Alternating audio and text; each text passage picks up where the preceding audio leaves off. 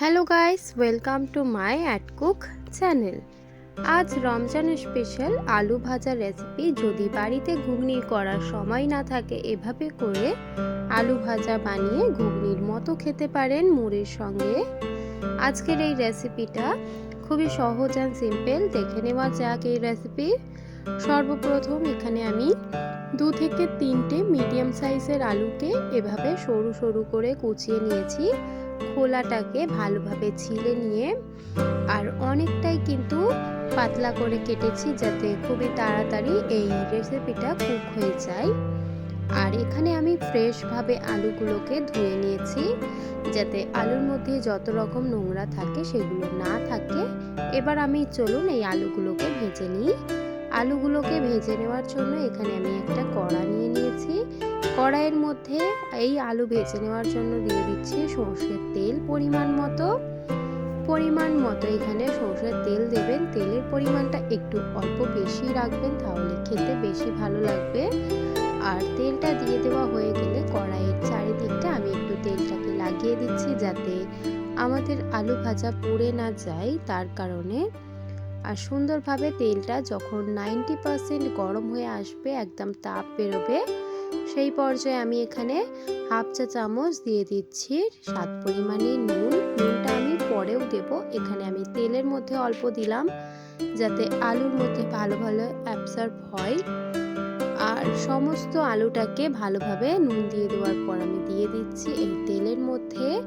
আলুটাকে নুনের মধ্যে ভালোভাবে তেলের মধ্যে দিয়ে দেওয়ার পর একটা হাতা দিয়ে নাড়াচাড়া করে মিক্স করে নেব। এবার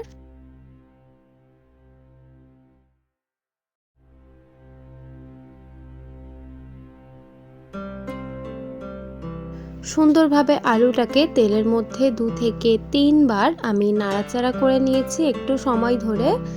আর গ্যাসের ফ্লেমটা লো টু মিডিয়াম থাকবে। তারপর এখানে আমি দিয়ে দিচ্ছি হাফ চা চামচ হলুদ গুঁড়ো। এখানে আমি শুকনো মশলাগুলো দিয়ে দিচ্ছি ঝাল লঙ্কার গুঁড়ো হাফ চা চামচ পরিমাণে। চাইলে আপনারা স্পাইসির জন্য আপনাদের অনুযায়ী ব্যবহার করতে পারেন। আর জিরে গুঁড়ো এখানে আমি 1 চা চামচ পরিমাণে ব্যবহার করলাম। আর ধনে গুঁড়ো হাফ চা চামচ পরিমাণে ব্যবহার করলাম। নুনটা আমি তেলের মধ্যে দিয়েছিলাম, সেটাকে মাথায় রেখে এখানে আমি অল্প একটু স্বাদ পরিমাণে নুন দিয়ে দিলাম। সমস্ত উপকরণ ঘরোয়া মশলা দেওয়া হয়ে গেছে এই আলুর মধ্যে। এবার সমস্তটা আমি নাড়াচাড়া করে মিক্স করে ভেজে নেব, যাতে এবার মশলাগুলো আলুর মধ্যে ভালোভাবে অ্যাবসর্ব হয় আর সুন্দরভাবে যাতে নাড়াচাড়া করে আমাদের পুড়ে না ধরে।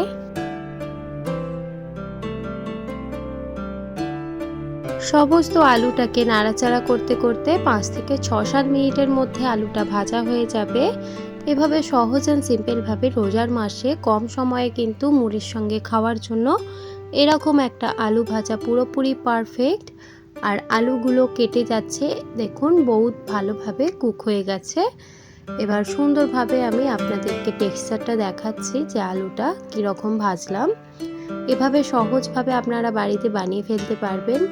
যদি এই রেসিপিটা ভালো লেগে থাকে, তাহলে অবশ্যই লাইক, শেয়ার আর সাবস্ক্রাইব করে দেবেন।